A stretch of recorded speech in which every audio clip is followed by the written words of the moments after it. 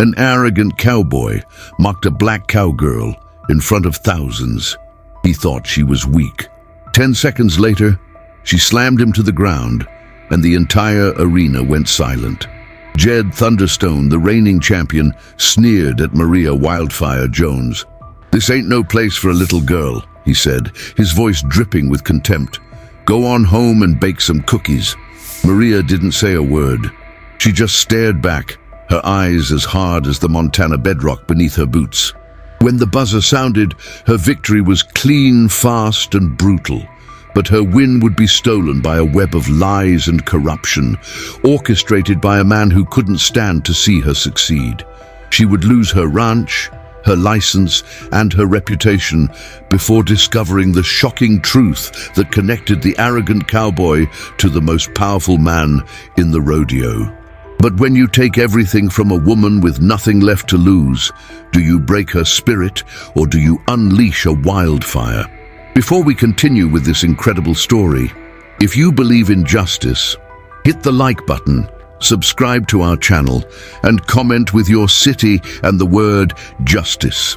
Your support helps us bring more stories like Maria's to light. The air in the chute was thick with the smell of dirt, sweat, and nervous energy. It was the final round of the Big Sky Rodeo Championship, and the stadium lights of the Montana Glory Arena beat down, turning the dusty arena into a stage. For Maria Jones, this wasn't about glory.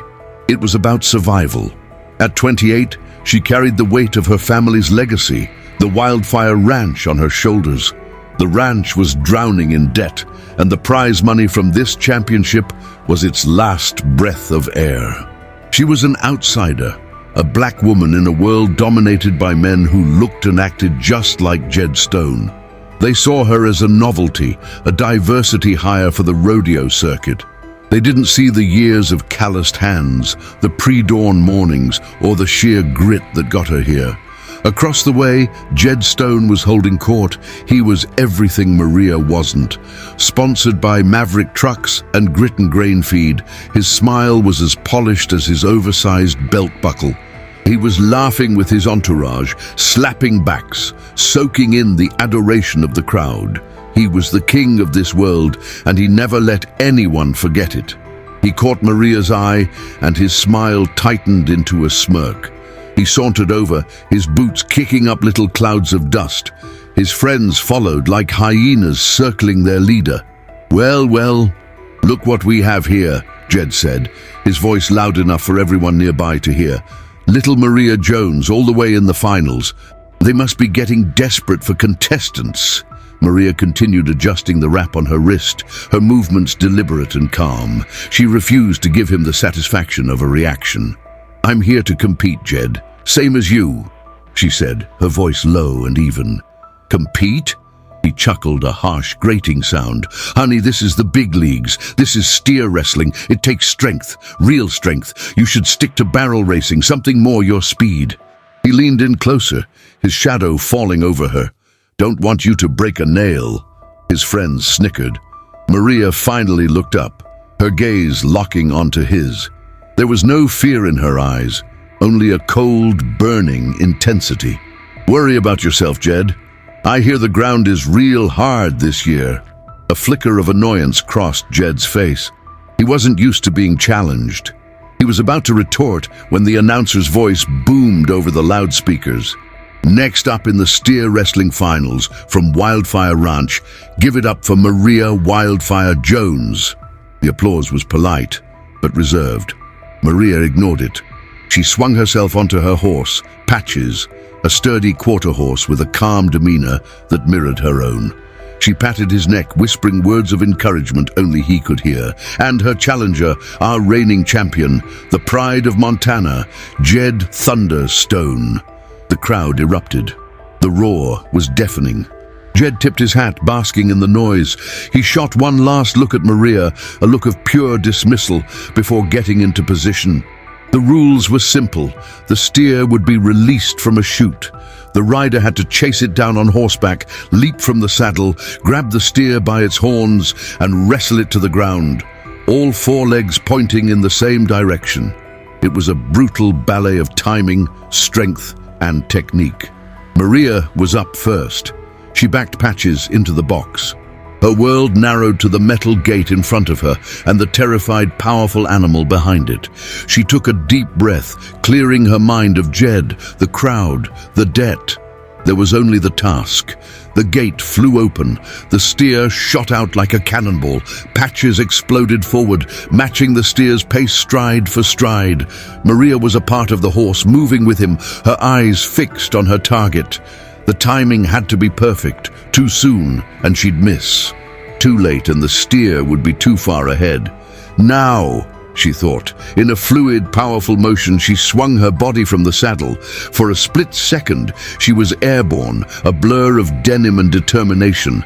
Her boots hit the dirt, and she didn't stumble. Her hands found the steer's horns.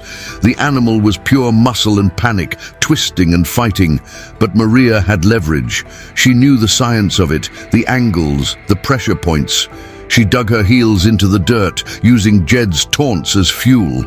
Not strong enough? She twisted, using the steer's own momentum against it. With a final grunting heave, the massive animal went down.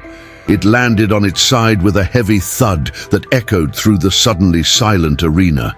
She had him. All 4 feet in the air. The judge's flag dropped. The announcer's voice was filled with disbelief. 4.2 seconds, folks. That's a new arena record for Maria Jones. The silence was broken by a wave of shocked applause. Maria stood up, her chest heaving. She slapped the dust from her jeans and walked away from the downed steer without a backward glance. She didn't smile. She didn't wave to the crowd.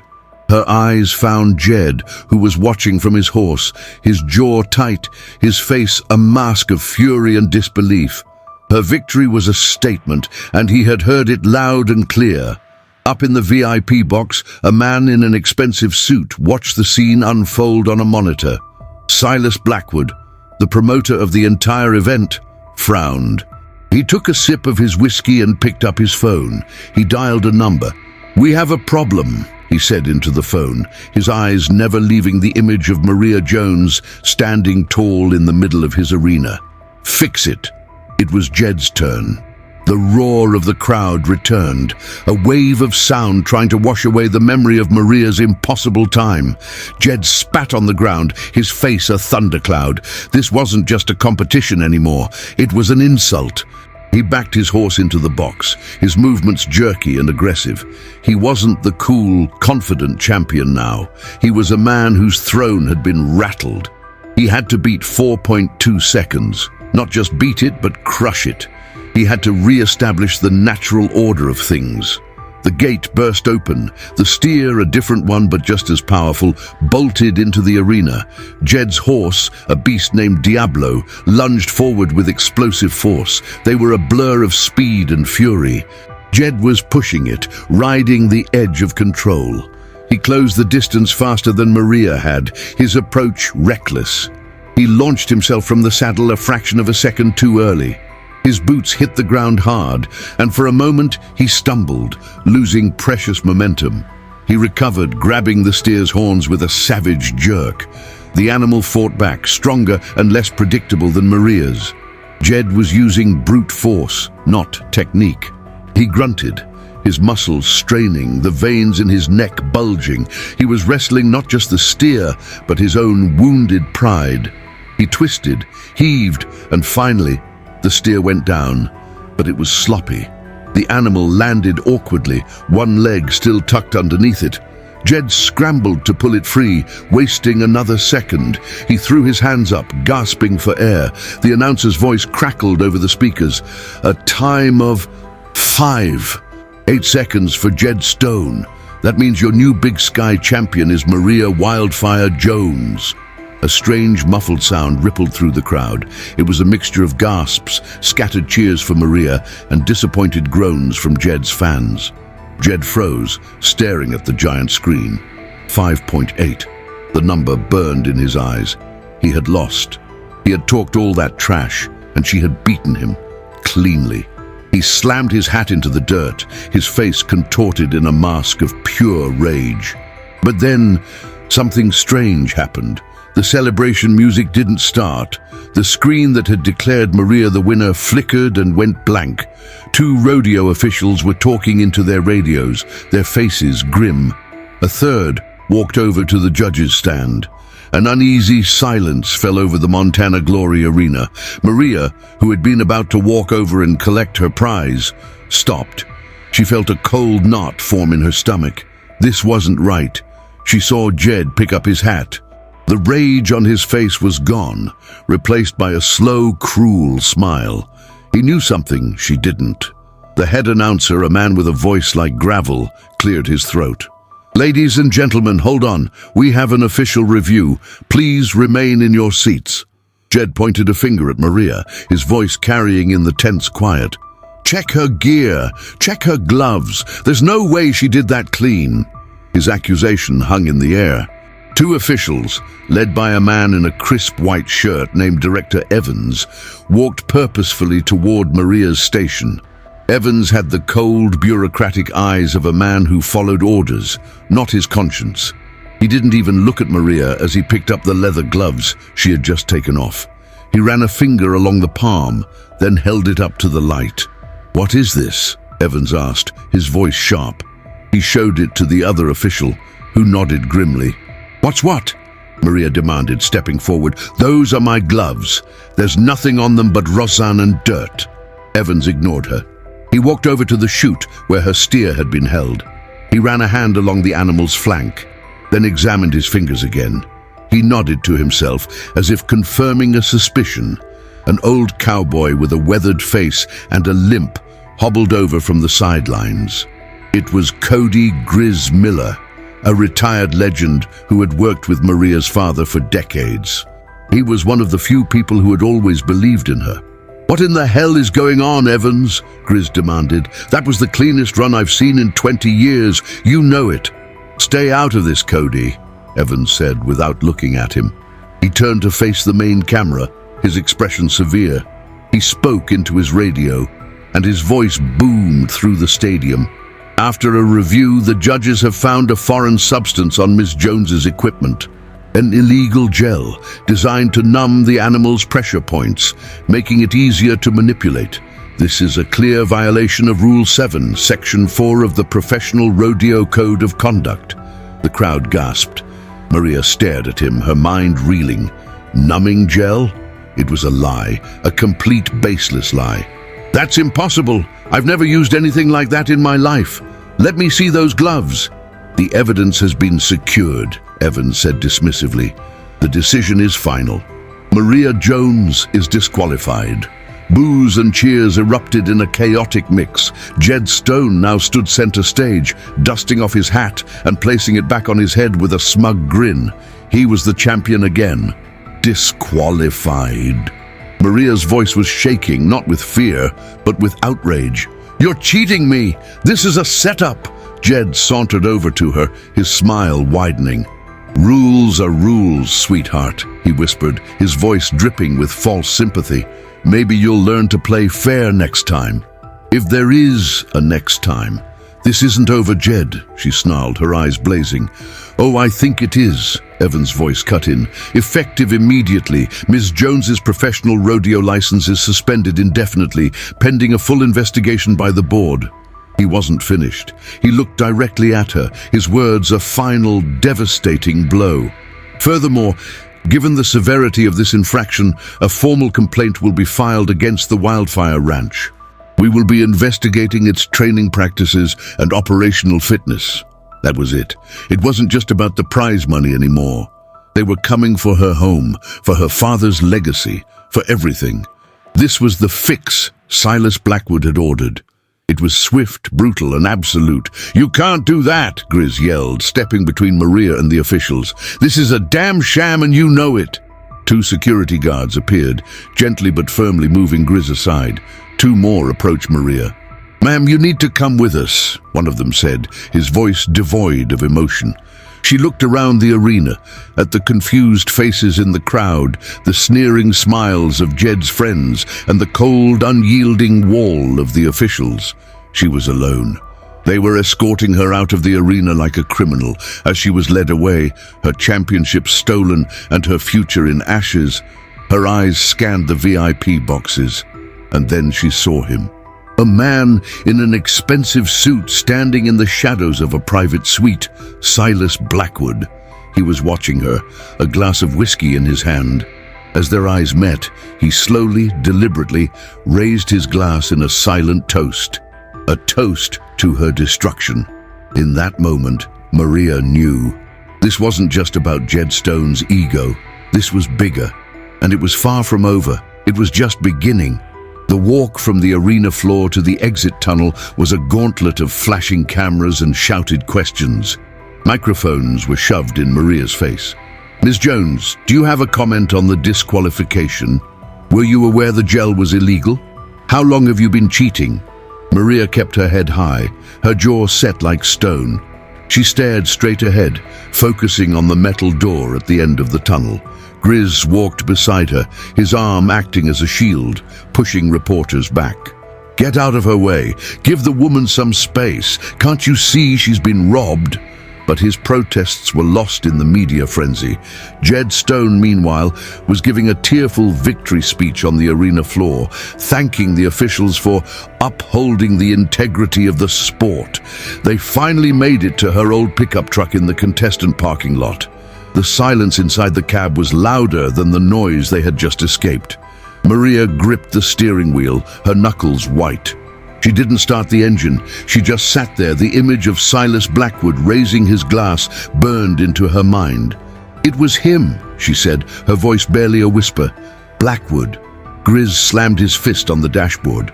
"I knew it. That snake. He's had it out for your family ever since your daddy refused to sell him the water rights to the ranch." Maria's head snapped up. "What are you talking about? What water rights?" "Years ago, before he was a big-shot promoter, Blackwood was a land developer," Grizz explained, his voice low and angry. "He wanted to buy up all the land in this valley for a golf resort. Your father was the only one who said no. The Wildfire Ranch has the primary aquifer rights. Without them, Blackwood's project was dead in the water. Your dad told him to go to hell. Blackwood never forgave him. It all clicked into place. This wasn't about a rodeo. It was never about the rodeo. It was about her land, her legacy. The prize money would have saved the ranch from the bank, but it would have kept it out of Blackwood's reach. He couldn't buy it, so he decided to break her and take it. The drive back to the Wildfire Ranch was long and dark. The next morning, the consequences arrived. The first was an official letter delivered by a courier from the Rodeo Association, formalizing her suspension and outlining the fines she would have to pay. The second was a phone call from the Stockman's Bank and Trust, the bank that held her loan. The loan officer, a man who had always been friendly, was now cold and professional. He informed her that, due to the public scandal and potential illegal activities threatening the ranch's operational status, the bank was calling in her loan. She had 30 days to pay the full balance, 30 days to come up with $250,000. It was a death sentence. "They're boxing me in, Grizz," she said, staring at the foreclosure notice. They knew this would finish me." "We fight," Grizz said, his loyalty unwavering. "We call a lawyer." But the first 3 lawyers they called refused to take the case as soon as they heard the name Silas Blackwood. He owned half the judges and politicians in the state. Suing him was professional suicide. By the afternoon, a county sheriff's car rolled up the long, dusty driveway. The sheriff, a man named Miller, who had known Maria since she was a child, wouldn't meet her eye. He handed her a thick envelope with a grim expression. "Official business, Maria, I'm sorry," he mumbled. It was a notice of inspection and temporary livery. And Doogie, the Rodeo Association, citing animal welfare concerns stemming from her illegal training methods, had been granted a court order to inspect her entire property and take temporary custody of her livestock. They would be arriving in 48 hours. They were going to strip her ranch bare piece by piece. Numb, Maria drove into town to get feed for the animals she still had. She walked into Saddle Up Supplies, the local feed and tack store. The bell on the door jingled, and all conversations stopped. Every eye in the place turned to her. She could feel their stares, a mix of pity and contempt. The owner, a woman named Martha, who used to give her candy as a kid, busied herself behind the counter, refusing to acknowledge her. "I just need 2 bags of oats, Martha," Maria said, her voice steady. Martha didn't look up. "We're running low, saving it for our regular customers." The rejection was like a physical slap. A man in a Maverick Trucks hat standing by the counter snorted, "Don't want any of that cheater's money in your register, huh, Martha?" Maria turned and walked out, her face burning with shame and anger. She was a pariah in her own town. As she reached her truck, a voice called out to her, "Miss Jones, Maria Jones." She turned to see a young man, probably a few years younger than her, holding a reporter's notebook. He looked out of place in his city clothes. "My name is Ben Carter. I'm with the Montana Independent. If you're here to ask me if I cheated, you can save your breath," Maria said, her voice sharp. "I've got nothing to say." "I'm not," he said quickly. "I don't think you cheated. I think you were framed." Maria stopped, her hand on the truck door. She eyed him with suspicion. "Why?" "Because I've been investigating Silas Blackwood for 6 months," Ben said, his voice dropping. "He has a pattern. He finds a competitor, a small business, a ranch he wants, and he destroys them. He uses the system, legal, financial, public opinion, to crush them. What happened to you at the rodeo? It fit his playbook perfectly." Maria was still wary. She had been betrayed by everyone. Why should she trust him? "So what do you want from me?" "I want the truth," Ben said. "I have sources, I have research, but I need an inside perspective. I need proof. You help me expose Blackwood, and I can help you clear your name. We can help each other." She looked at his eager, earnest face. He was either a fool or the only chance she had left. "They're coming to take my animals in 2 days. The bank is taking my ranch in 30.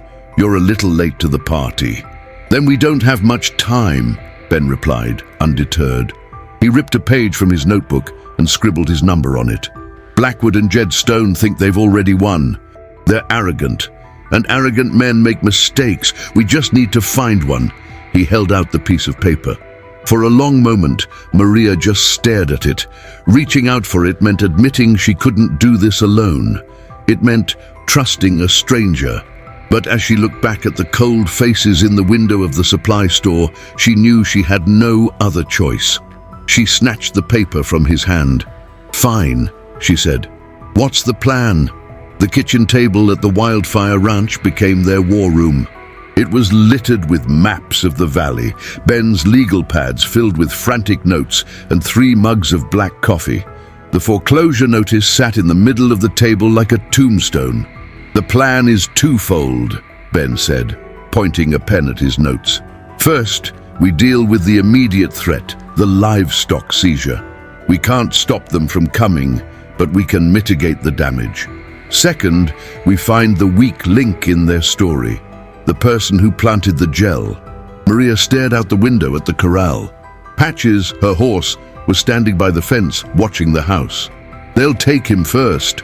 He's the most valuable. A champion's horse." The thought of them putting her partner in a trailer and hauling him away sent a fresh wave of cold fury through her.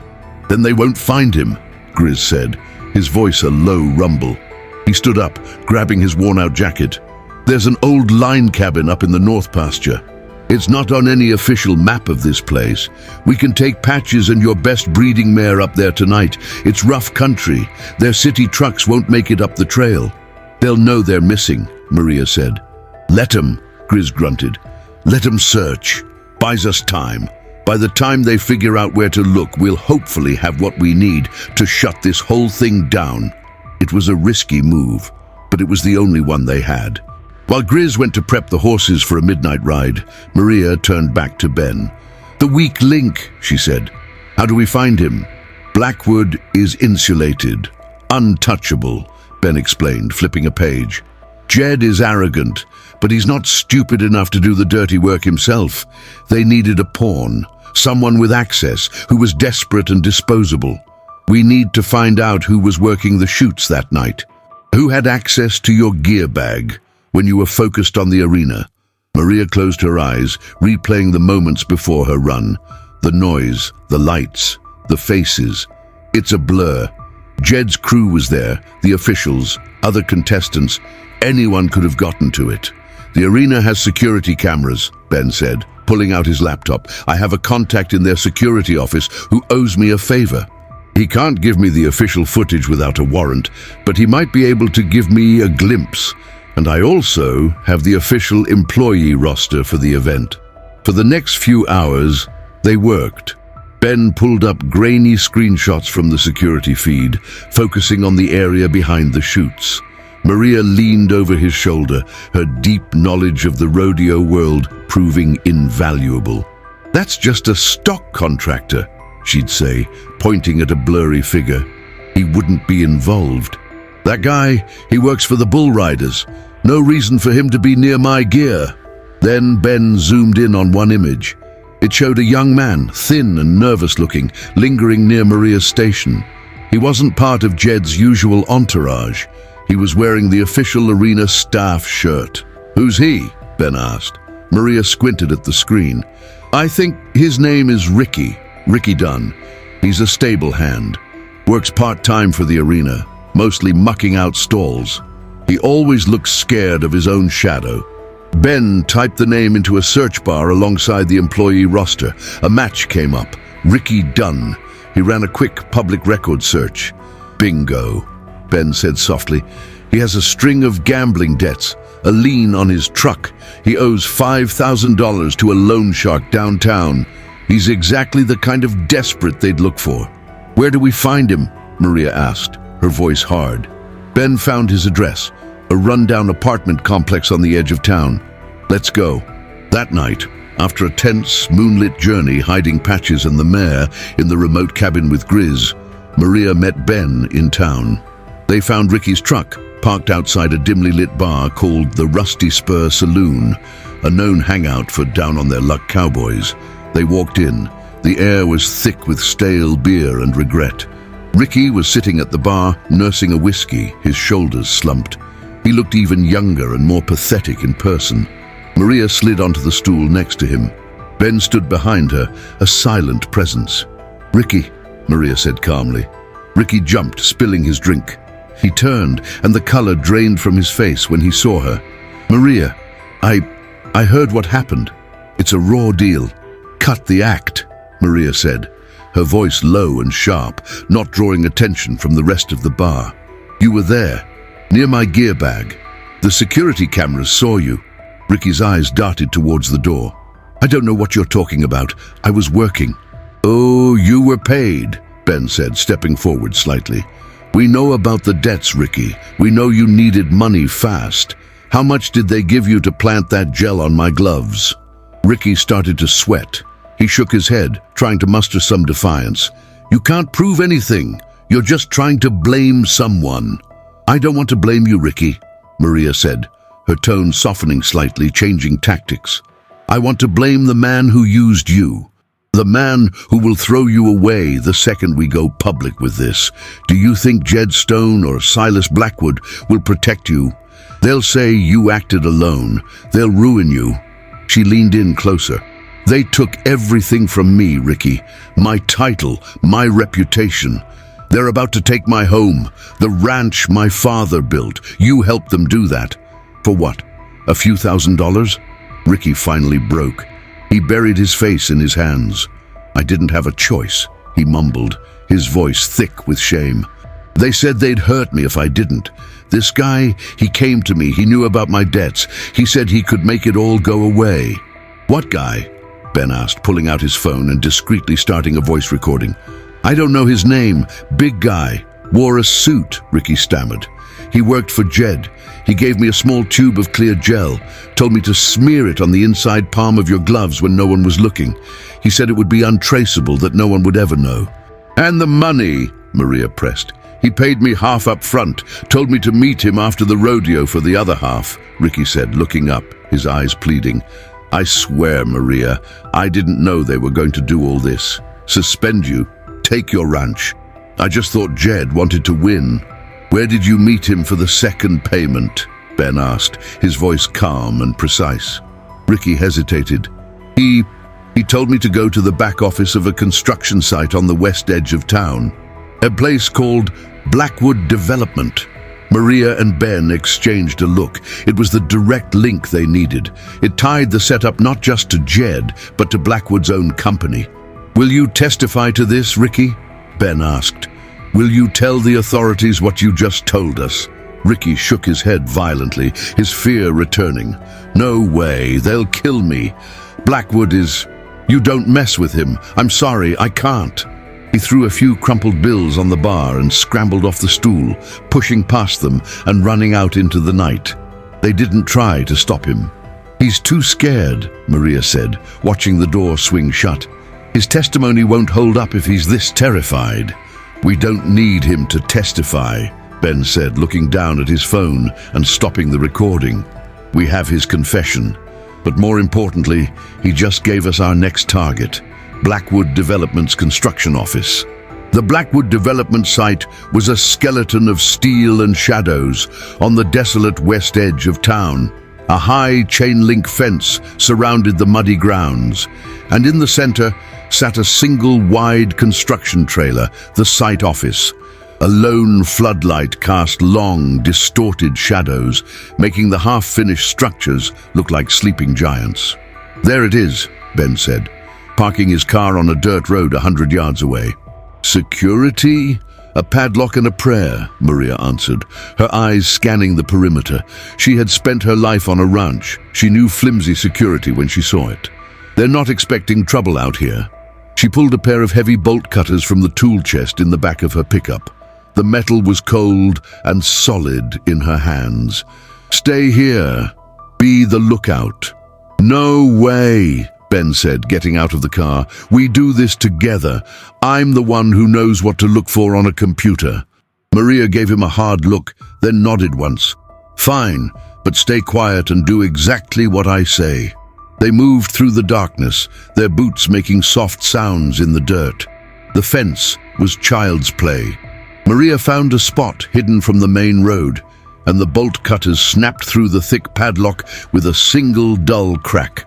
The gate swung open with a low groan. They slipped inside and pulled it shut behind them. The trailer office was dark. A single blinking red light on a small security keypad was visible through the window. An alarm, Ben whispered. We're done. It's a cheap one, Maria whispered back, examining the window frame.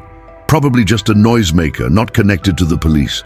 They're just trying to scare off kids and copper thieves. She pulled a pry bar from her belt. Years of fixing fences and barn doors had taught her about leverage. She found a weak spot where the frame met the wall and pushed. The wood groaned in protest. She put her weight into it, and with a soft pop, the window lock gave way. They slid inside, landing silently on the cheap linoleum floor. The air was stale, smelling of sawdust and old coffee.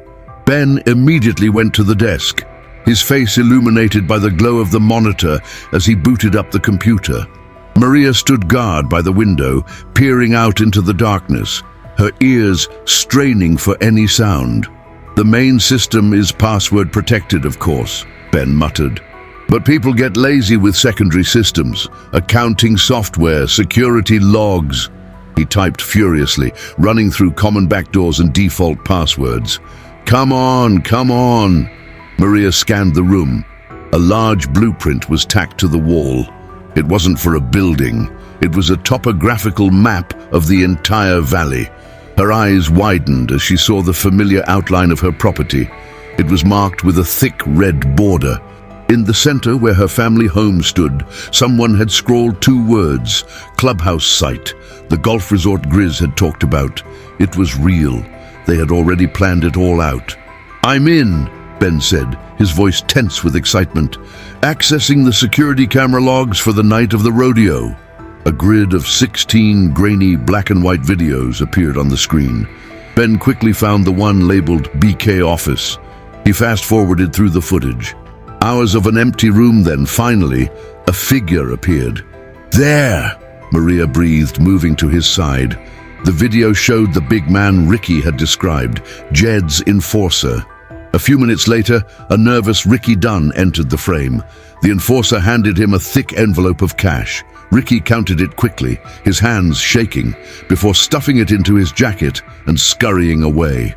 It was all there, the payoff. "We got them," Ben said, a triumphant smile spreading across his face. He plugged in a flash drive. "Just need to copy the file." Suddenly, the glare of headlights swept across the office window, throwing their shadows against the far wall. "Down!" Maria hissed, pulling Ben to the floor behind the desk. A heavy-duty truck, the same Maverick model Jed Stone drove, pulled up to the trailer. The engine cut off, plunging them back into near darkness. A door slammed. Heavy bootsteps crunched on the gravel outside. Maria's heart hammered in her chest. They were trapped. The figure fumbled with keys at the door. It was Jed Stone. He swung the door open, flicking on the overhead lights. He didn't seem to notice the broken window lock. He was too busy talking on his phone, his voice arrogant and loud. "Yeah, Silas, it's me," Jed said, walking over to a filing cabinet.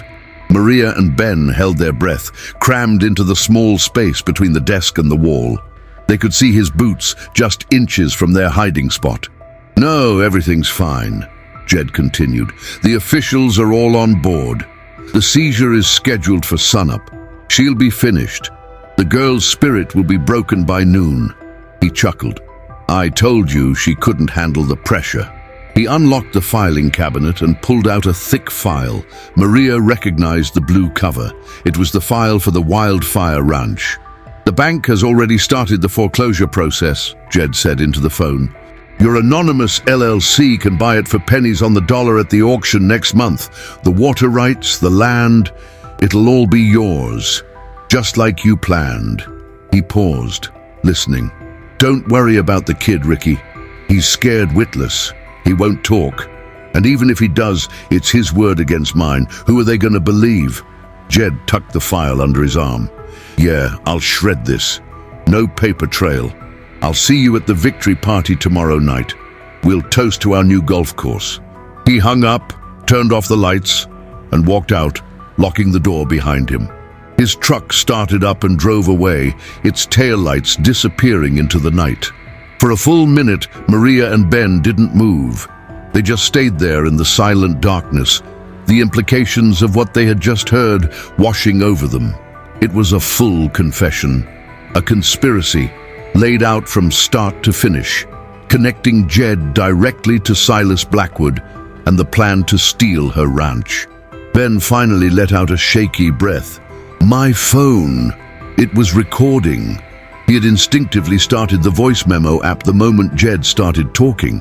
Maria looked at the flash drive, still plugged into the computer, its small light blinking steadily.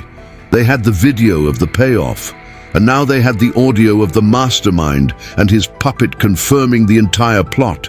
She stood up, her movements calm and deliberate. The fear was gone, replaced by a cold, hard resolve. "He just handed us the gun, the bullet, and a signed confession," she said, her voice dangerously quiet.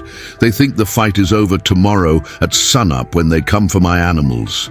She looked at Ben, a fire in her eyes that lived up to her nickname. "They're wrong. The fight is just getting started, and we're going to end it on our terms." They raced back to the ranch, the flash drive and the phone with the audio recording feeling like ticking bombs. The sun would be up in a few hours, and with it, Director Evans and his crew would arrive to seize her livestock. Taking the evidence to the police was a non-starter. Sheriff Miller was a good man, but he was just one man. Blackwood's influence ran too deep.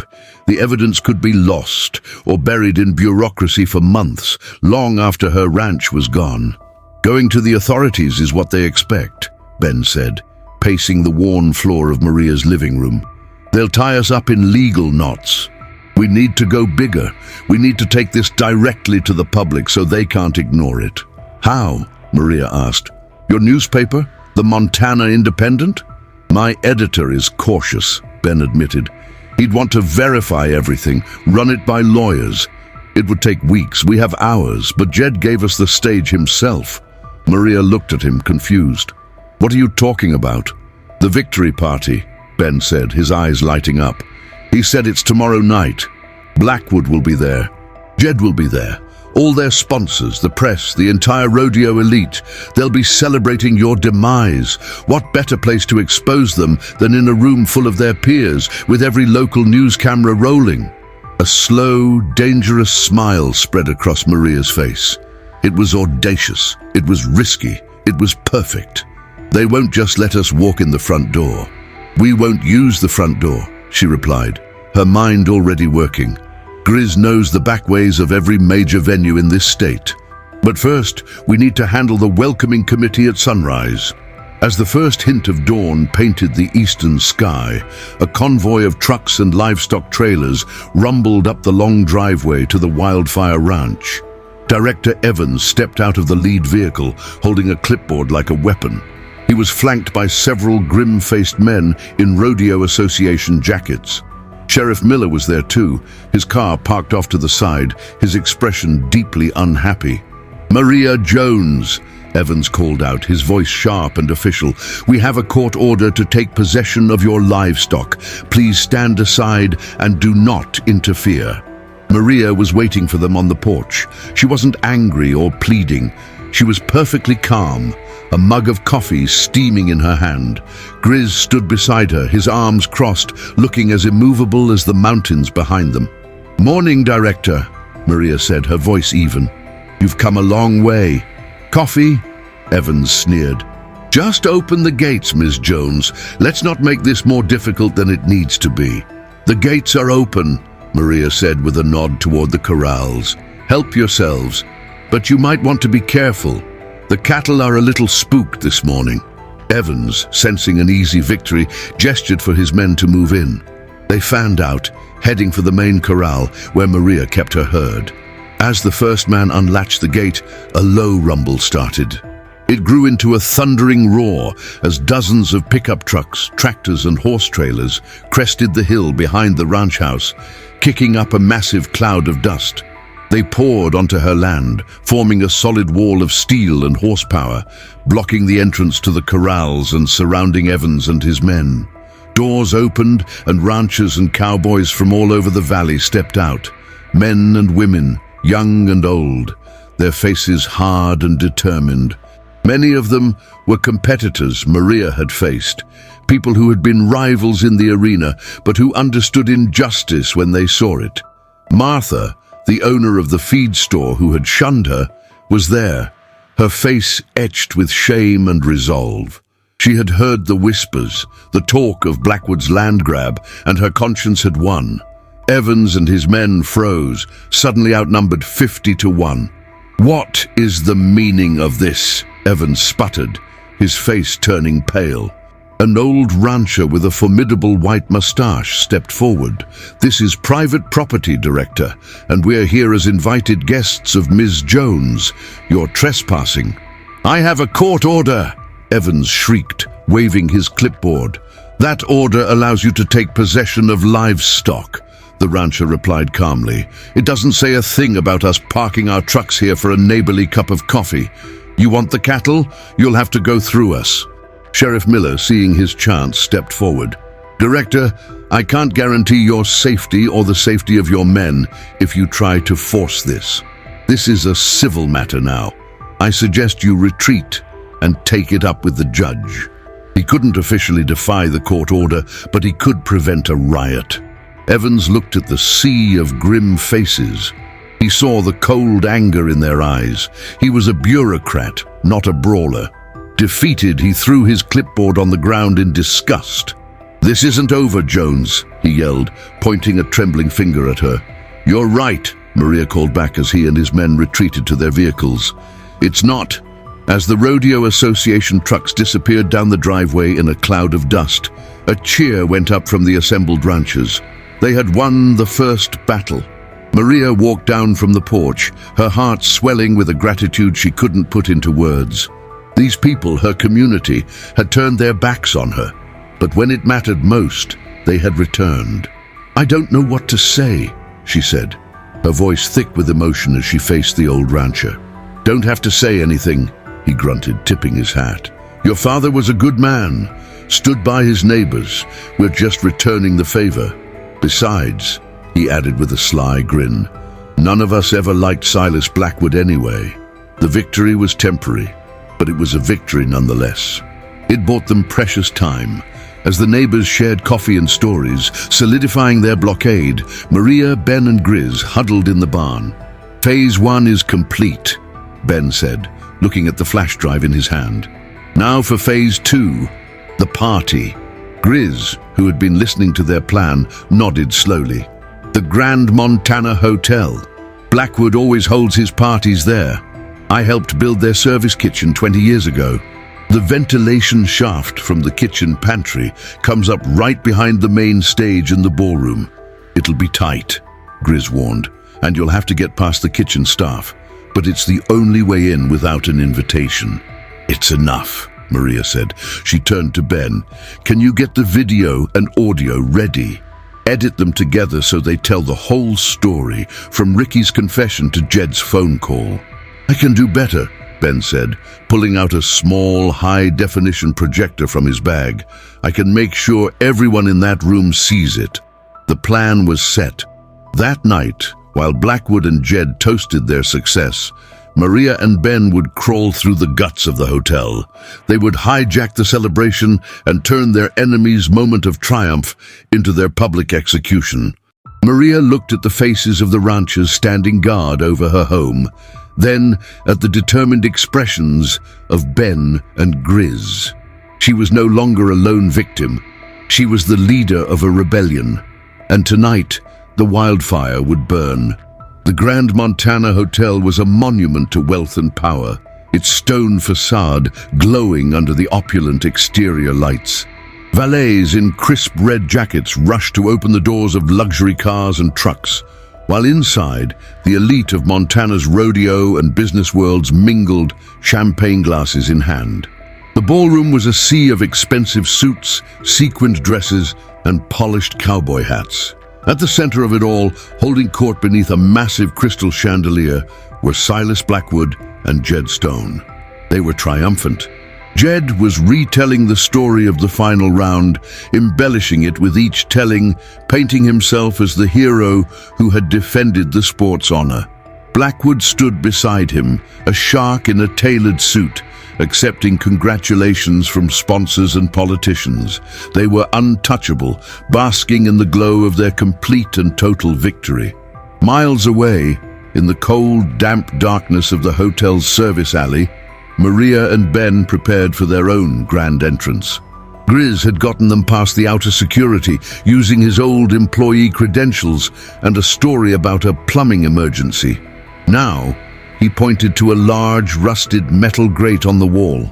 "This is it," Grizz whispered, prying the cover open with a crowbar. "It's a straight shot up to the third-floor ballroom. It'll be a tight squeeze, and it'll stink of grease and disinfectant." Maria peered into the dark, narrow shaft. It was her turn to hesitate. For a moment, the enormity of what she was about to do hit her. She wasn't just a cowgirl anymore. She was an infiltrator, a saboteur. Her fight had moved from the dirt of the arena to the shadows of a conspiracy. The woman who had simply wanted to save her ranch was gone. In her place was someone harder, more focused, and far more dangerous. "You ready?" Ben asked, hoisting a backpack that contained the projector and his laptop. Maria took a deep breath, the cold night air steadying her nerves. She thought of her father, of the generations of Joneses who had worked the wildfire ranch.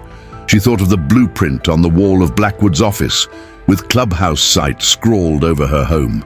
The hesitation vanished, replaced by a cold, burning rage. "Let's go," she said. The climb was grueling. The metal shaft was slick with grime, and the space was so tight they had to move inch by painful inch. Maria went first, her ranch-honed strength allowing her to find handholds and footholds in the darkness.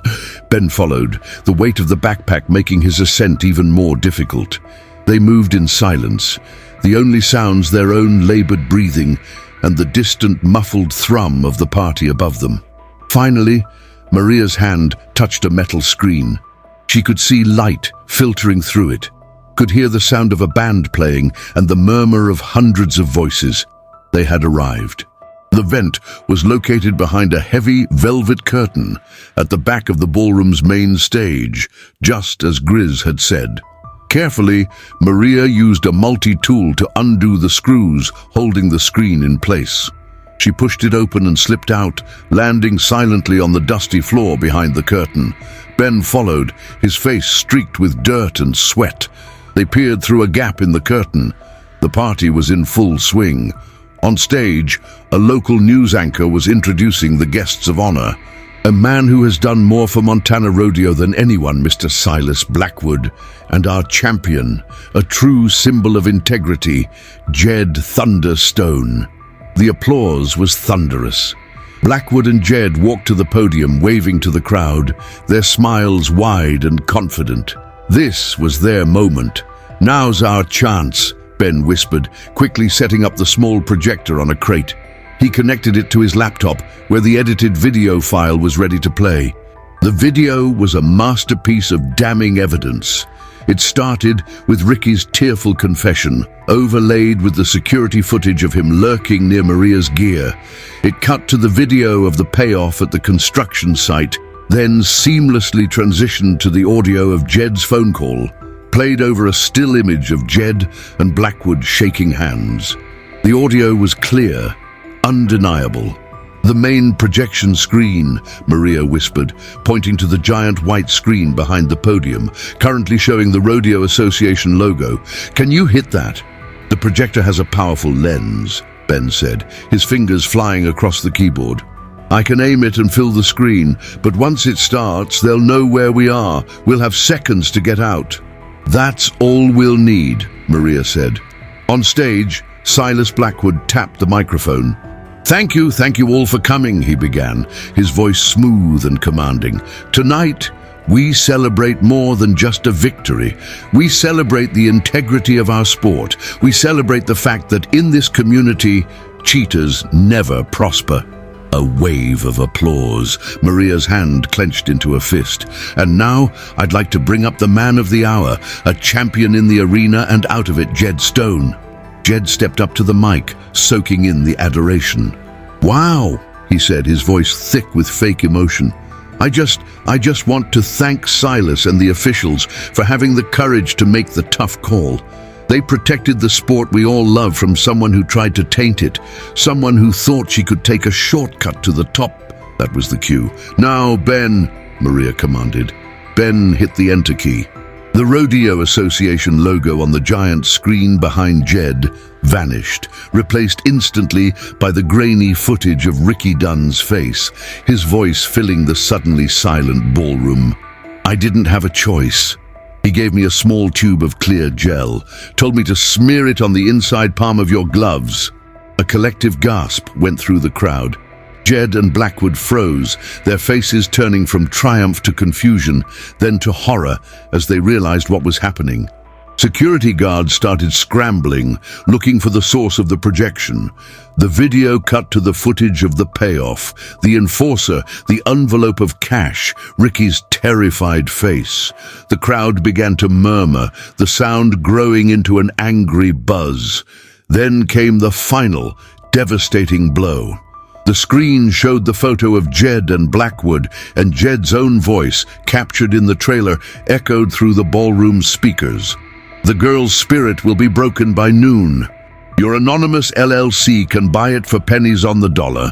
The water rights, the land, it'll all be yours, just like you planned." The recording ended. For a single, heart-stopping moment, the entire ballroom was utterly silent. The only sound was the faint hum of the projector, then chaos erupted. Blackwood and Jed stood on the stage, exposed and humiliated, their faces pale masks of guilt. The news cameras, which had been focused on them for their victory speeches, were still rolling, capturing every second of their downfall for the live evening news. "It's a lie, a fabrication," Blackwood stammered into the microphone, but his voice was drowned out by the shouts of the crowd.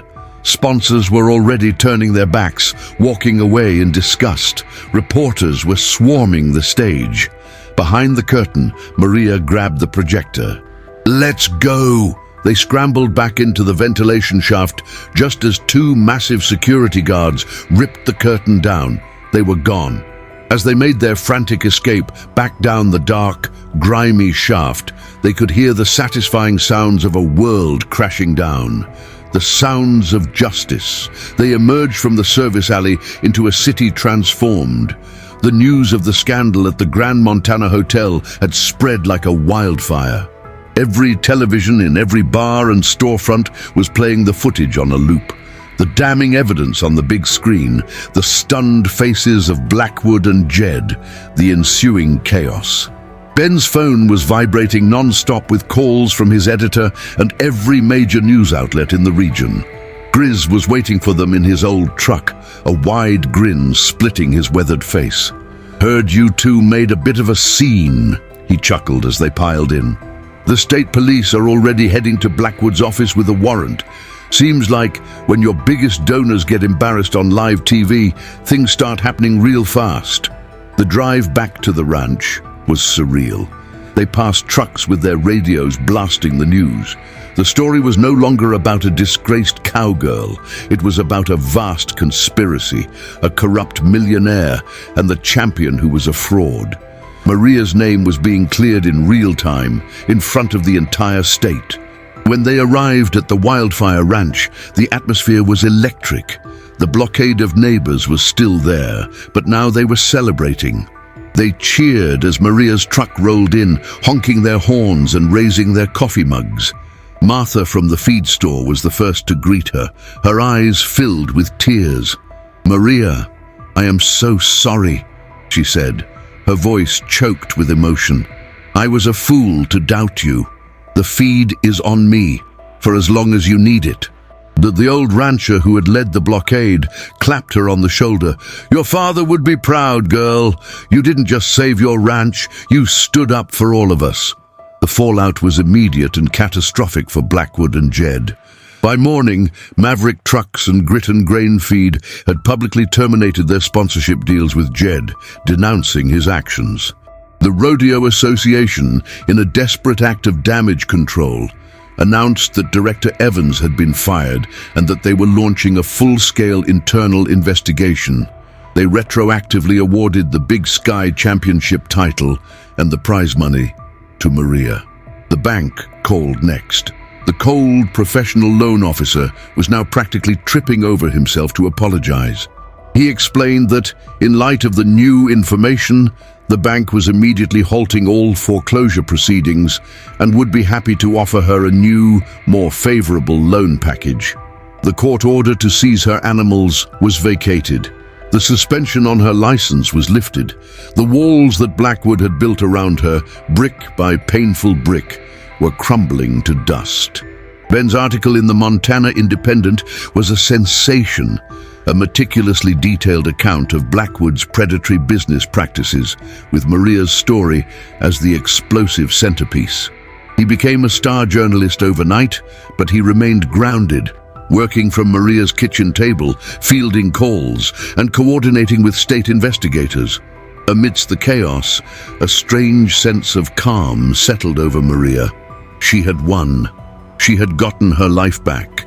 But as she watched the news reports, a nagging feeling grew in her gut.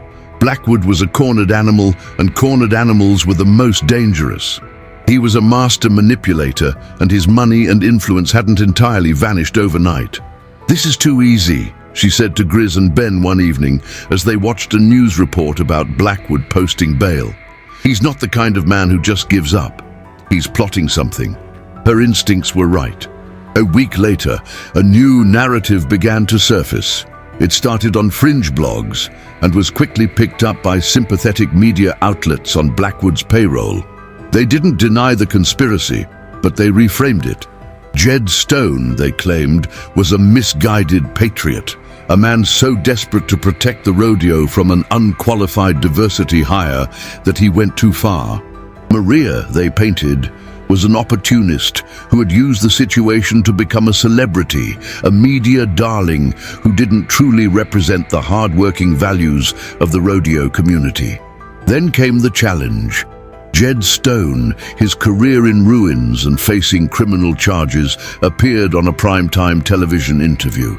His arrogance was gone, replaced by a carefully rehearsed humility. He admitted his mistake, his voice cracking. He said he was ashamed, but then he looked directly into the camera. "I broke the rules, and I'll pay the price for that," he said. But the question of who is the better competitor remains. Maria Jones won the title on a technicality. The people of Montana deserve to see a true competition. No tricks, no conspiracies. Just one man, one woman in the arena. I'm challenging her to a rematch, a winner-take-all exhibition. Let's settle this in the dirt where champions are made. It was a brilliant, desperate move. Blackwood's fingerprints were all over it. He was trying to change the story from crime and corruption to a simple sporting rivalry. He was giving Jed a path to redemption in the public eye, and in doing so, creating a spectacle that could salvage his own reputation. "Don't do it, Maria," Ben urged. "It's a trap. You've already won. You have nothing to gain and everything to lose." "He's right," Grizz added. "This isn't a fair fight. It's a media circus designed by Blackwood. He'll find a way to rig it." Maria listened to them, but her eyes were fixed on the television, on Jed's smug, challenging face. He had called her victory a technicality. He was still trying to invalidate her, to diminish her skill. He had mocked her, conspired against her, tried to destroy her life and steal her home. And now he was trying to rewrite history so he could be the hero of his own story. She thought about the humiliation, the fear, the shame she had felt. She thought about him whispering, "Rules are rules, sweetheart," in her ear. Her victory in the court of public opinion was complete. Her ranch was safe, but the justice she craved wasn't just legal. It was personal. She stood up and walked over to the phone. "What are you doing?" Ben asked, a sense of dread in his voice. "What I should have done from the beginning," Maria said, her voice as cold and hard as Montana steel. She dialed the number for the TV station. "I'm accepting his challenge." She knew it was a trap. She knew Blackwood would be pulling the strings from the shadows, but they had made one critical miscalculation. They had tried to break her spirit, but instead they had forged it into something unbreakable. This wasn't about the title or the money anymore. It was about retribution. She wasn't just going to beat Jed Stone. She was going to dismantle him in front of the entire world on the very stage they had built to destroy her. The night of the rematch felt different. The Montana Glory Arena was packed to the rafters, but the energy wasn't celebratory. It was tense, electric, like the air before a lightning strike. This wasn't just a rodeo event. It was the final act of a public drama that had captivated the entire state. National news trucks lined the parking lot. The event, promoted by a new company hastily formed by Blackwood's remaining allies, was being broadcast live across the country. Maria had set the terms. No officials from the old guard. The judges were 3 retired, universally respected rodeo legends, including Grizz. The livestock would be drawn from a neutral third-party contractor. No entourages were allowed near the chutes. It would be as clean as she could make it, but she knew the real danger wasn't in the rules. It was in the desperation of her opponents. Backstage, the atmosphere was thick with hostility. Jed Stone and his crew were on one side of the corridor, Maria and Ben on the other. Jed wouldn't meet her eye. He was trying to project an image of calm focus, but Maria could see the frantic energy radiating off him. He wasn't just fighting for a title, he was fighting for his future. A convincing win might sway a jury, save him from prison. Ben handed her a bottle of water. "Remember the plan," he said, his voice low. "You don't have to crush him, you just have to win." A clean, simple victory is enough. No, Maria said, her gaze fixed on Jed. It's not. She had spent the last week not just training her body, but studying her enemy. With Ben's help, she had analyzed hours of footage of Jed's past competitions. She saw the pattern Ben had missed. Jed was a powerhouse, but he was predictable. He always relied on the same aggressive opening, the same brute force takedown. He had no finesse, no plan B. His arrogance was his greatest weakness. And Maria planned to use it against him like a weapon. The format was a best of 3. They would alternate runs, with a coin toss deciding who went first. Maria won the toss and chose to go second. She wanted to see what he had. She wanted him to set the bar. Jed rode into the arena to a mixed chorus of boos and defiant cheers. He tried to play the part of the redeemed hero, tipping his hat, but the gesture was hollow. He looked rattled. He backed his horse into the chute, his movements tight and angry. He knew this was his last chance. The gate flew open. Jed exploded out, his approach even more reckless than in the championship. He was pure fury, a blur of motion. He launched himself at the steer, and for a moment it looked like he would set an impossible record. But his rage made him sloppy. He didn't get a clean grip on the horns. The steer twisted, fighting back with surprising strength. Jed wrestled with it, his muscles straining, wasting precious tenths of a second. He finally threw it to the ground. The announcer's voice boomed, a time of 4.9 seconds for Jed Stone. It was a fast time, a very respectable time. Jed stood up, panting, a look of relief on his face. He had set a high mark. He looked over at Maria, a flicker of his old arrogance returning. Beat that. Now it was Maria's turn. She rode Patches into the arena. A wave of supportive cheers washed over her, a sound she had never heard in this place before. She backed into the box, her heart a steady, powerful drum. She wasn't nervous. She was focused. The world narrowed to the gate, the steer, and the plan. The gate opened. Patches surged forward. Maria rode with him, her body a perfect extension of the horse's power. She matched the steer's pace, her eyes calculating angles and distances. She didn't push for reckless speed. She was waiting for the perfect moment. She flew from the saddle, her boots hitting the dirt with practiced grace. Her hands found the horns. The steer was a beast, every bit as strong as Jed's. But Maria didn't fight its strength. She used her technique, the one her father had taught her. She didn't just push, she twisted, using the animal's own momentum, redirecting its power. It was a dance of leverage, not a brawl. With a final, perfectly timed move, the steer went down. It was clean, efficient, and breathtakingly fast. The crowd held its breath. The official time flashed on the screen. 4.1 seconds! The arena erupted. It was a new record. She had beaten her own best time. She had beaten Jed. Jed stared at the screen, his face ashen. Disbelief warred with fury in his eyes. He had given it his all, and she had surpassed him without even looking like she was trying. Round 2.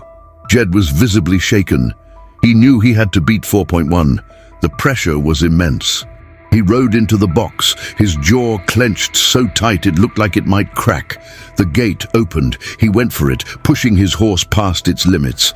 But this time, his desperation was his undoing. He was too fast, too eager. As he launched himself from the saddle, his timing was off by a split second. His boots slipped on the loose dirt as he landed. He stumbled, losing his balance for a fatal moment. He recovered and grabbed the steer, but it was too late. He was wrestling not just the animal, but the clock and his own failure. He finally brought it down, his run sloppy and chaotic. The time flashed on the screen. 6.2 seconds. It was over. Maria had won, 2 rounds to 0.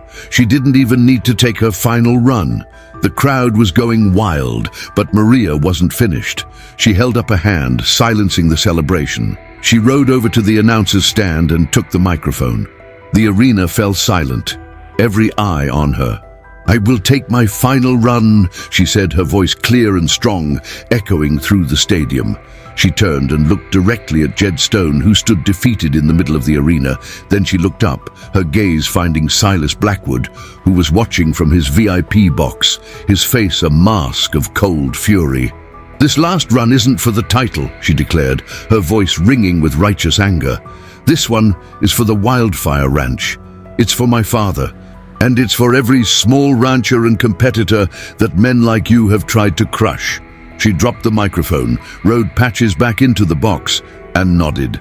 The gate flew open. What followed wasn't a competition. It was a statement. It was a masterclass. Her movements were flawless, a perfect fusion of athlete and horse. She flew through the air, tackled the steer, and used her technique with such brutal, beautiful efficiency that it looked effortless. The steer went down as if struck by lightning.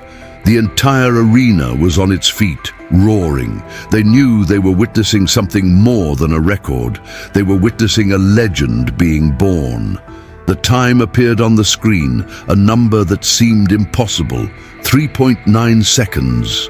Maria stood up, slapped the dust from her jeans, and finally, for the first time, she smiled. She walked over to the center of the arena and stood over Jed Stone, who was still staring at the screen in stunned silence. She didn't say a word. She just looked down at him, her victory absolute and undeniable. She had not just beaten him, she had erased him. In the aftermath of Maria's impossible run, the arena was a chaotic symphony of celebration. Flashes popped, reporters shouted her name, and the crowd chanted, "Wildfire, wildfire!" Jed Stone was a ghost, slipping away through a side exit, his public execution complete. But Maria's eyes were locked on the VIP box. Silas Blackwood was gone. While the world celebrated her victory, Maria felt a cold prickle of unease.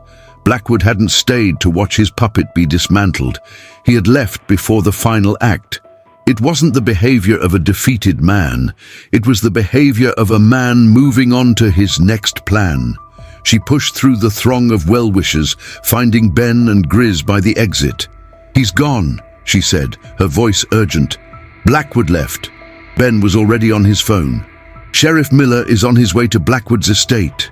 But Silas is smart. He wouldn't go home." "The ranch," Grizz said, his face grim. "If he can't have it, he'll make sure no one can." The thought hit Maria like a physical blow. The blockade of neighbors had dispersed after the news of Blackwood's initial arrest. Her ranch was empty, vulnerable. "He's going to burn it down," she whispered, the words tasting like ash. The final piece of the paper trail Jed was supposed to shred. The ranch file. It's probably still in his office. "If he burns the ranch, he'll say I did it for the insurance money. Another scandal. It'll discredit everything." They didn't wait for confirmation. They piled into Grizz's truck, tearing out of the arena parking lot, leaving the celebration and the cameras behind. The 20-minute drive to the Wildfire Ranch felt like an eternity. Maria's phone buzzed. It was Sheriff Miller. "Maria, we missed him at his house." The sheriff's voice was grim. "His financial show, he's been buying up large quantities of accelerants, fertilizer, diesel. We think he's heading your way." As they crested the final hill overlooking her valley, their worst fears were realized. A faint orange glow pulsed against the dark silhouette of her barn. "No," Maria breathed. Grizz floored the accelerator, the old truck roaring down the dirt road. When they skidded to a halt in the yard, Silas Blackwood was standing there, silhouetted against the growing flames, licking at the side of the old dry wood of the barn. He held a gas can in one hand and a lit flare in the other. He looked unhinged, his expensive suit disheveled, his face twisted in a mask of manic rage. "If I can't have this land, Jones," he screamed over the crackle of the fire, "no one will. This will be your legacy. The cheater who burned her own ranch for a payout." Ben was already on the phone with the fire department. Grizz grabbed a fire extinguisher from the truck, but the flames were already too high. Maria's eyes darted around the yard. Her gaze fell on the water pump connected to the main well, the very water rights Blackwood had coveted. It fed a series of heavy-duty irrigation hoses she used for the pastures. Without a second thought, she sprinted toward the pump. "What are you doing?" Ben yelled. "Fighting fire with fire," she yelled back. She cranked the generator for the pump to life. The engine sputtered, then roared. She grabbed the nozzle of the thickest hose, the canvas rough in her hands. It was heavy, unwieldy, but she braced herself, her feet planted in the dirt. "Grizz, the valve!" she shouted. Grizz, seeing her plan, abandoned the extinguisher and wrenched open the main valve. Water drawn from the deep aquifer her father had protected surged through the hose. It kicked in her hands like a living thing, a powerful torrent of cold, clear water. She aimed the nozzle at the base of the flames, the immense pressure tearing at the fire, turning the orange blaze to clouds of white steam. Blackwood watched, his face contorted in disbelief as his plan was literally washed away. The very source of his greed was being used to extinguish his vengeance. Enraged, he threw the gas can toward the main house and raised the flare, ready to ignite the porch. But as he did, the high-pitched wail of sirens filled the air. Sheriff Miller's car came screaming up the driveway, followed by 2 other patrol cars. They boxed Blackwood in, their headlights pinning him like a startled animal. Blackwood froze, the flare held aloft. He was trapped. The fire at the barn was sputtering and dying under Maria's relentless assault. His plan was in ruins.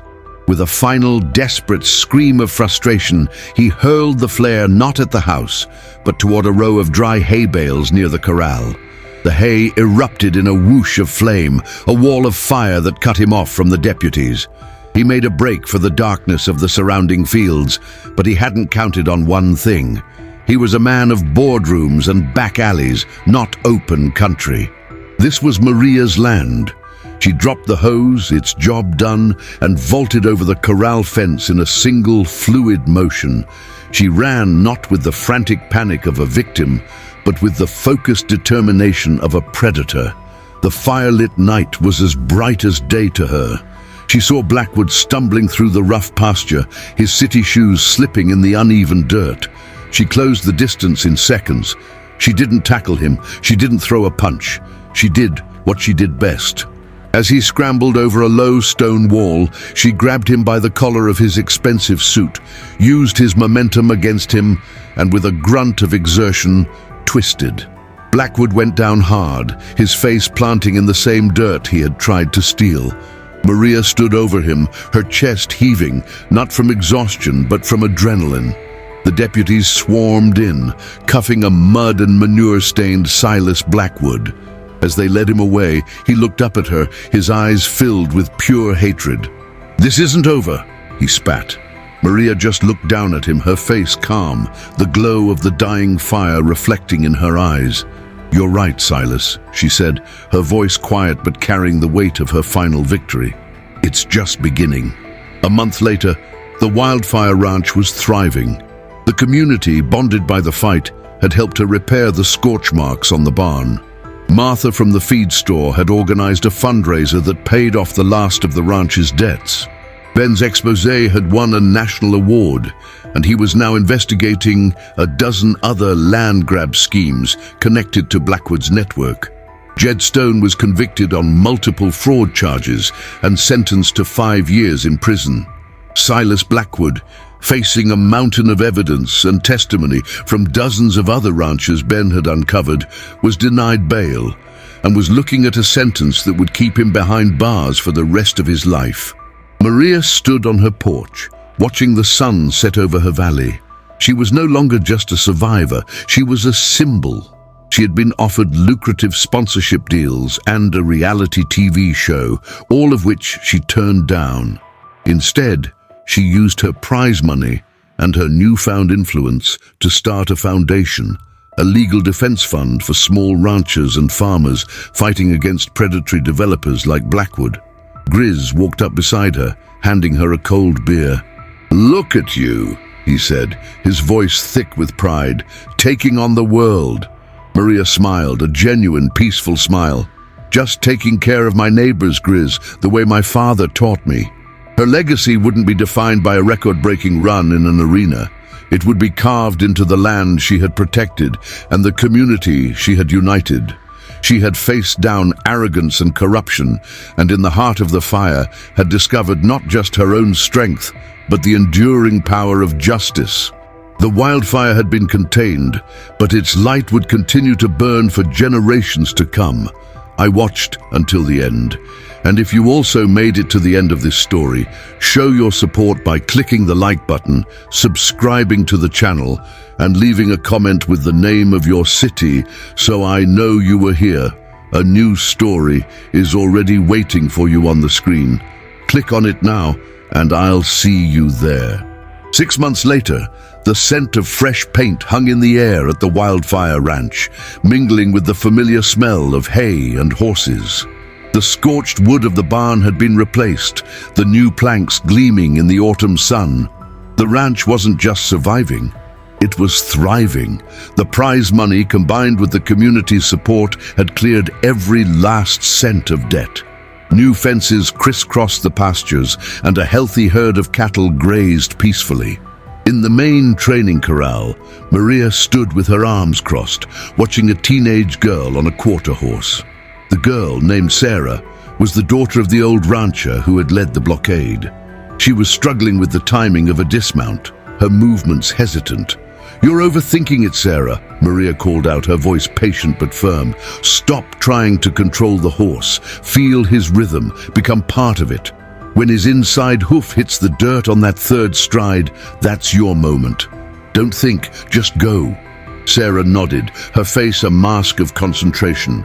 She circled the corral again, her eyes fixed on the practice steer. This time she moved in sync with the horse. At the perfect moment, she launched herself from the saddle. Her landing was a little clumsy, but she didn't fall. A huge grin broke out on her face. "I did it!" she shouted. "You did!" Maria smiled. "Again!" This was Maria's new life. She still competed, but her focus had shifted. The Wildfire Foundation was now a real operating entity, run out of a small office she'd built in the renovated barn.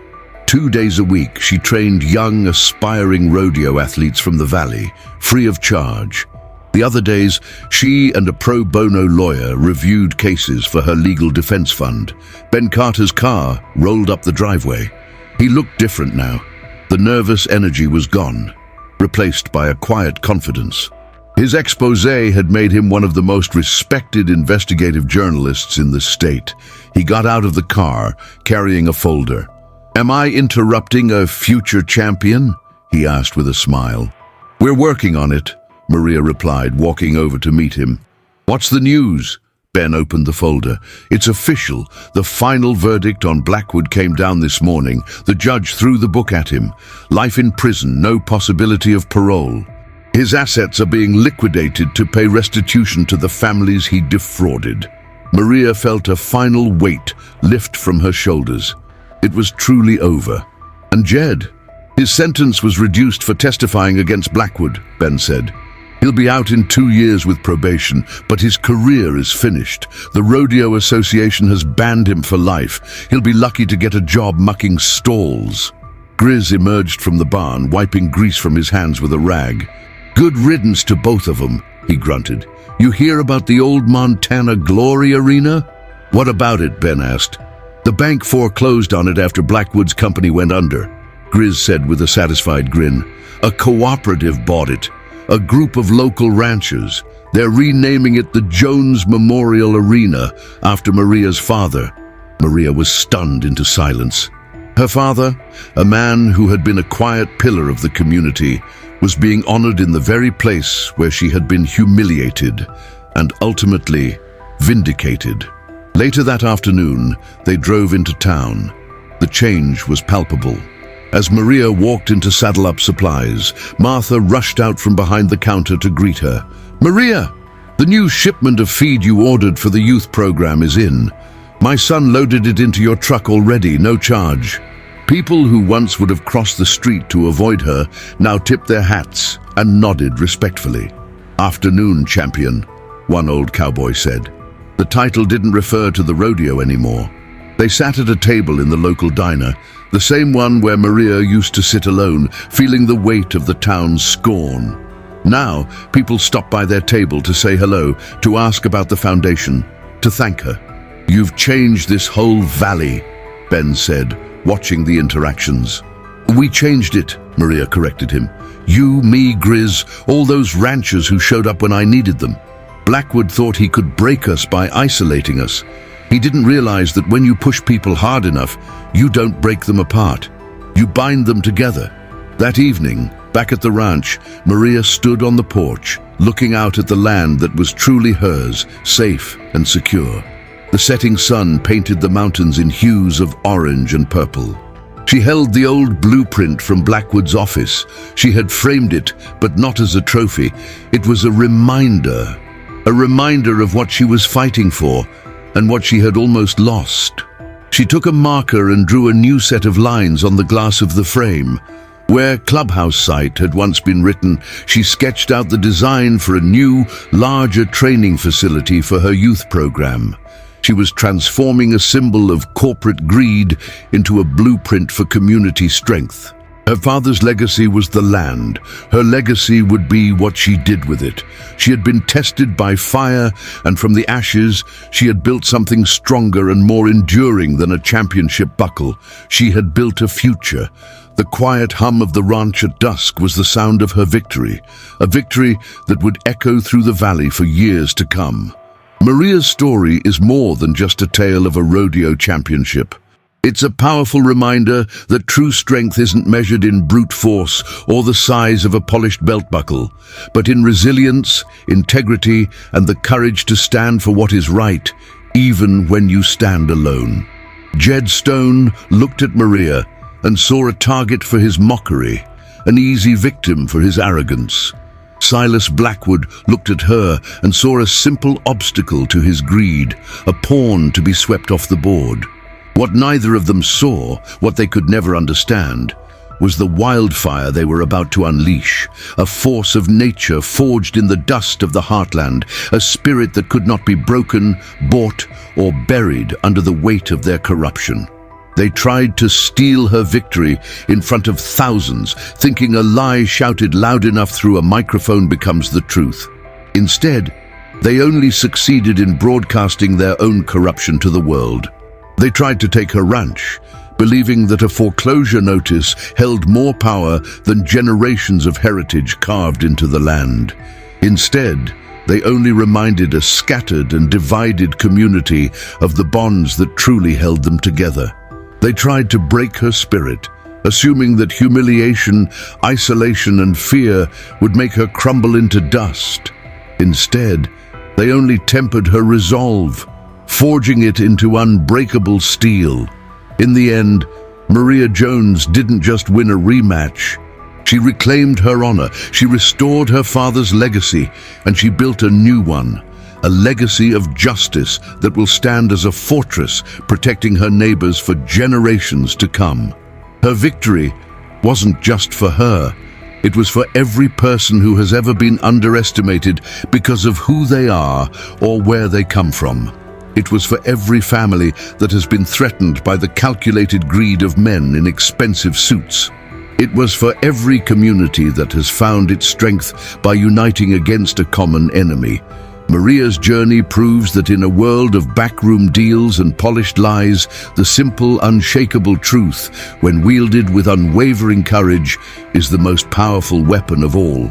She proved that the future isn't written by the powerful, it is written by those who refuse to be erased. Here on our channel, we believe in the profound power of these stories.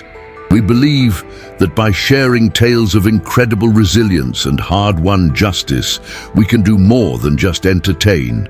We can inspire others to stand up against the Jed Stones and Silas Blackwoods in their own lives. Maria's fight is a testament to the fact that even when the system seems rigged, when the odds feel insurmountable, the fight is never truly over as long as one person refuses to back down. Our mission is to continue to find and share these powerful narratives, to give a voice to the voiceless, and to shine a bright, unflinching light into the darkest corners of corruption. But this mission is impossible without you. Your support is the fuel that allows us to keep searching for these stories, to spend the countless hours researching, writing, and producing the content you see here. Every single like, every new subscription, and every comment sends a powerful message to the platforms that host us. It tells them that these stories matter more than cheap entertainment. It tells them that there is a global audience hungry for narratives of substance, of courage, and of ultimate justice. If this story of justice and redemption moved you, if you believe in the power of one person to change the world, then please take a moment to join our community and show your support. Click the like button to let us know that these are the kinds of stories you want to see more of. Subscribe to our channel and hit the notification bell so you never miss another incredible journey. And most importantly, we want to know who is part of our dedicated community, the viewers who stay with us through every twist and turn of the story. To show us that you are one of them, go to the comments right now and type, "I watched until the end." When we see that phrase, we don't just see a comment. We see a fellow viewer who values the entire journey, who understands the struggle and celebrates the victory alongside us. You become part of our core community, the reason we do what we do. Maria's fire has been contained, transformed from a destructive force into a beacon of hope for her valley. But other fires are burning, other injustices are waiting to be exposed. The story doesn't have to end here. Another incredible tale of justice is already waiting for you on your screen right now. It's a story we know you will love. Click on that video and let's continue this journey together. Thank you for watching, and I'll see you there.